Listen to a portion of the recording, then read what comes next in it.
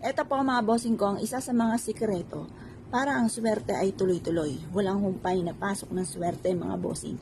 Subukan niyo po itong gawin at mapapasin ninyo na lagi kang iaadya kung saan lagi ikaw ay suswertehin.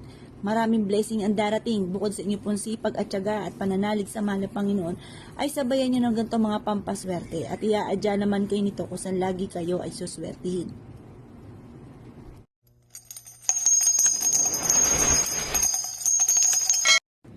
Para laging malaki ang inyo pong benta at lagi po kayo suswertehin, mas mainam mga bossing ko na gawin nyo po ito mga bossing ko bago umalis ng inyo pong tahanan.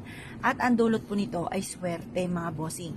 Kung kayo po ay isa sa mga negosyante at nais po na magkaroon ng malaking benta, gawin nyo po ito bago umalis ng inyong tahanan tuwing umaga mga bossing. Or kaya po kapag kayo nasa mood, lalo-lalo na kapag ito ay Martes or Biyernes. At ito po ay sinisigurado ko po sa inyo na buong araw kayo ay suswertihin mga bossing. At may mga darating sa inyong swerte na hindi nyo inaasahan. Ganito lang po ang inyo pong gagawin. Kumuha po kayo ng isang mangkuka na asin or isang platito. Yung mga local na asin lamang ang ating gagamitin para hindi ito masayang. Para po konting halaga lamang po ang inyo pong magagastos mga bossing. 20 pesos na asin sa palengke or sa bangketa sa may kariton ay napakarami na. Kaya yan na lang po inyo pong gagamitin. Konting asin lang naman ang ating kailangan mga bossing. At pagkatapos mga bossing ko, kailangan din natin ng langis or kaya po mga bossing, basta kahit anong klase ng langis. Kung mapapasin ninyo, konting-konti na lang tong langis ko at ito po isa sa mga sikreto ko na ginagawa bago umalis ang tahanan mga bossing. Ang gagawin nyo lamang po mga bossing ko ay mainam na ihaplos nyo po muna mga bossing ko ang asin sa inyo pong mga palad. Yan.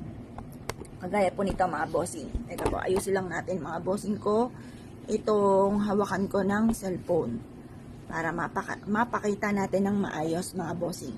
Ganito po ang inyo pong gagawin. Ihaplos nyo lamang po ito mga bossing ko sa inyo pong palad.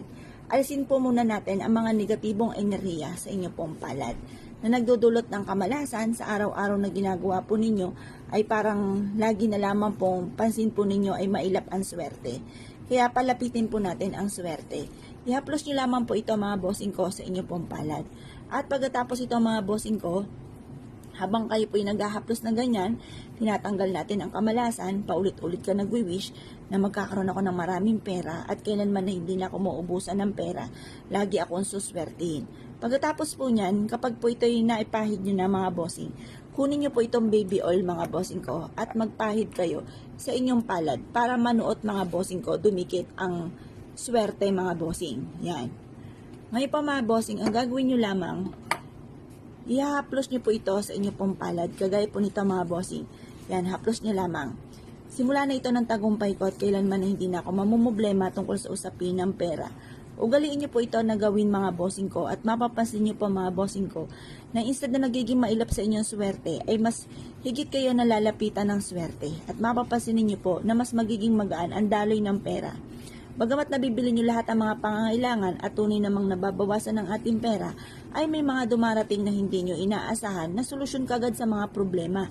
Kaya mas mainam po mga bossing ko ay meron kayong mga ganitong mga pamamaraan upang sa ganon ay maiwasan nyo kung ano man ang mga matagal nyo nang pinoproblema mga bossing lalo na tungkol sa usapin ng pera. Ngayon pa mga bossing ko kayo po naniniwala, bago kayo umalis ng inyong tahanan, ay mainam na subukan nyo po muna itong gawin. Kaya kung kayo po naniniwala at naisip po itong gawin, ay siya mga bossing, good luck po sa inyo po lahat.